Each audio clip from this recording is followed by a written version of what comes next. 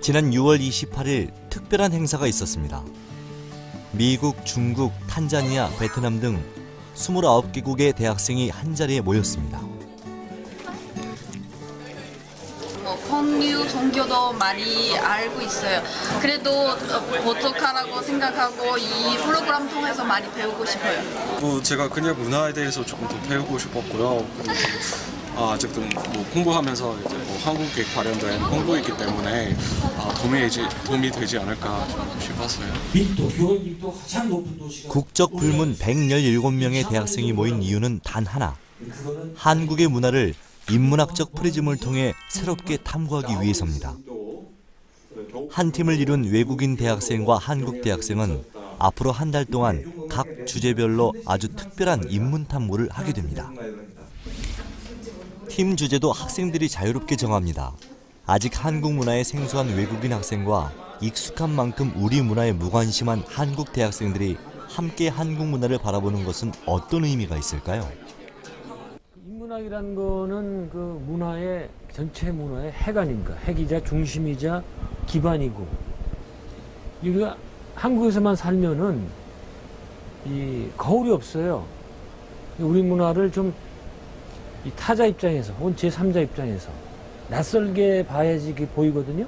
그런 면에서 이제 이해 폭이라든가 깊이가 훨씬 넓어지게 되죠. 2014 청춘인문 논장판에 상상 초월 재기발랄한 인문 탐구가 시작됩니다.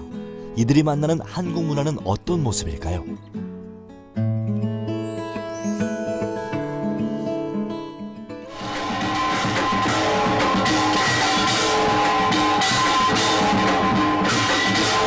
제3자 입장에서 바라보고, 그러면서 그 종교 문화를 이해하게 되면 그게 이 사회를 이해하고 그다음에 자기를 이해하게 되는 그런 것까지 연결이 되거든요.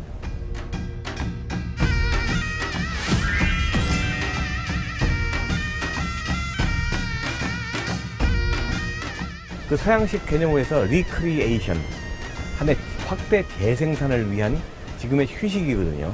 좀 더 나은 미래, 그리고 좀 더 나은 현실을 창조하기 위한 필수적인 하나의 방편이라는 얘기예요.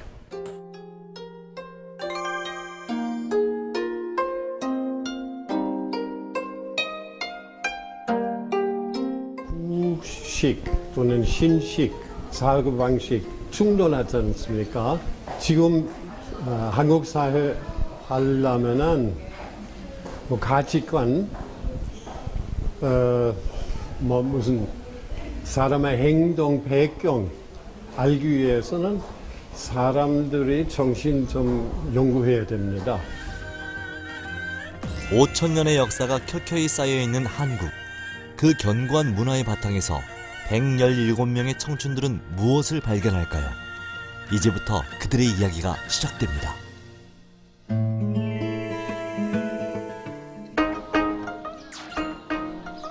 탐구 수행 첫 주.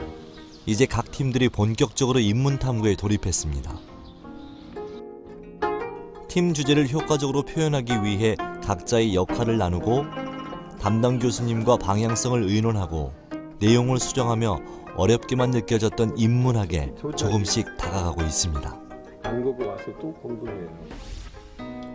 탐구 수행 둘째 주. 이제 팀원들은 주제에 대해 구체적으로 접근하고 심화된 탐구 활동을 시작합니다. 고유어 팀은 이를 위해 현장 취재에 나섰습니다. 이른바 한국의 빨리빨리 문화에 대한 외국인들의 반응을 알아보기 위해 직접 취재에 나선 거죠. 확실한 거는 외국과 비교했을 때 우리나라가 빨리빨리 문화가 정말 좀 약간 많이 성행해 있구나, 이런 걸 좀 많이 느꼈습니다. 한국 학생들에겐 익숙한 폭탄주 문화. 외국인 학생들은 이것을 어떻게 바라볼까요? 한국의 술 문화를 주제로 삼은 청춘의 문장들 팀은 외국인 학생들과 술자리를 마련해 그 반응을 생생하게 관찰했죠. 여기 와서 조금 그런 신기한 문화이네 그런 생각이 났어요, 처음에. 근데 이제 나중에 점점 익숙해지고 이제 한두 번 술을 안 마셔도 그냥 가서 친구랑 같이 어울려서 술 게임 하거나 그렇게 했을 때 좀 재미있게 시간을 보냈으니까 아, 이것도 어떤 특이한 그런 문화이구나 그렇게 알게 됐어요, 그것은. 한국 영화를 연구하는 메이킹 뉴스팀 역시 자료를 찾아 발로 뛰었습니다. 덕분에 한국 영화에 대한 놀라운 사실을 발견했죠. 세계적으로 되게 인기 많아지고 있고요. 뭐 영화제에서 인정받고 있기도 해서요. 그건 신기해서 보기 시작했는데 다시 보니까 60년대 사실 더 많았었어요.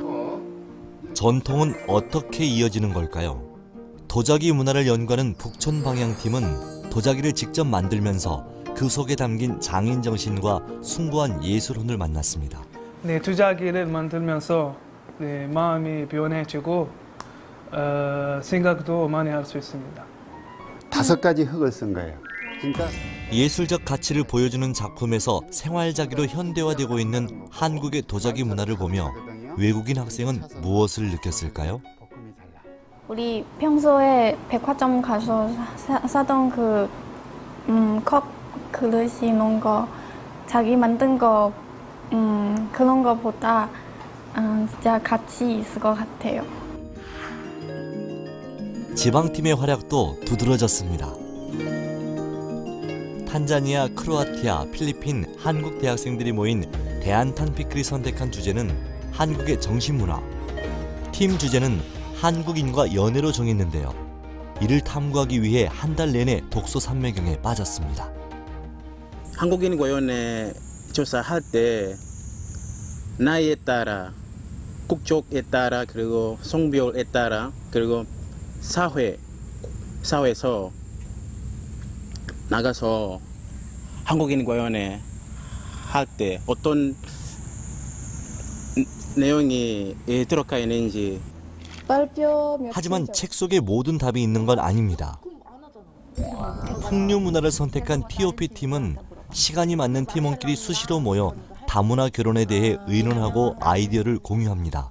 제가 아파. 네, 우리가 일단 그 예단 문화, 네, 나라에 따라 다르잖아요. 그러니까 좀 인터뷰도 하고, 네, 한국 사람이랑 결혼한 외국인들한테 뭐 물어보고 그에 따라서 네. 맞아. 결혼 생활을 어떻게 하냐고, 문화 차이가 있어서 무슨 문제가 있었냐고 이거 다 물어보고.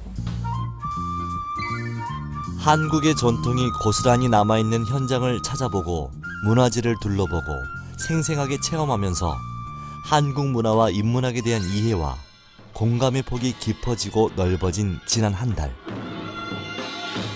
팀원들은 이제 문화전도사의 포부도 갖게 되었습니다. 하이마을은 그냥 양반 문화의 딱딱한 문화가 아니라 같이 사람들하고 상생하면서 그리고 자연과 어울려진 우리나라의 민중과 풍요를 이루어진 곳이라는 것을 알리기 위해서 저희가 주제를 잡았습니다. 발표를 일주일 앞두고 하이파이브 팀이 영상 제작에 나섰습니다. 하이파이브 팀은 한국의 종교 문화 중에서도 유교 사상을 주제로 삼았는데요. 근데 양육비 달라고 하는 거잖아, 시어머니가. 한국 가정에 남아있는 유교 사상으로 인해 생기는 에피소드를 꽁트로 만들어 보여줄 예정입니다. 한국에서는 아이를 키울 때 아빠의 참여율이 좀 낮다고 생각하고, 그리고 아이를 맡기려고 해도 눈치를 보고 돈도 줘야 돼서 이런 점도 이해가 좀 어려워요.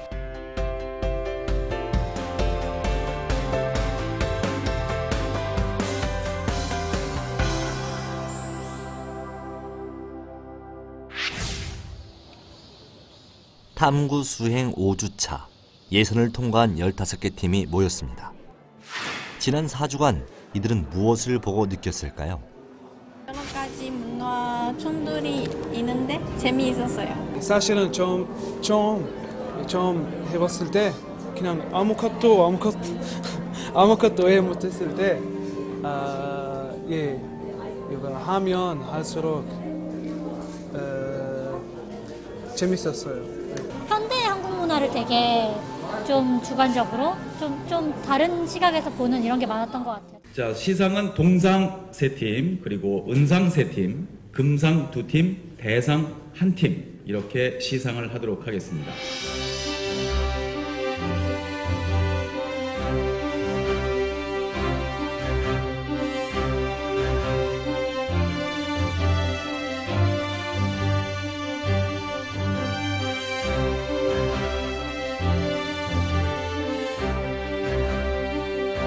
동상을 수상한 세 팀과 은상을 수상한 세 팀까지 시상을 마치자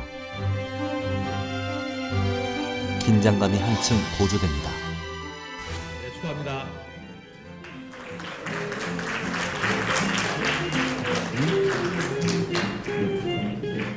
마르셀라. 네. 자, 대상. 참가번호 12번 광대팀입니다.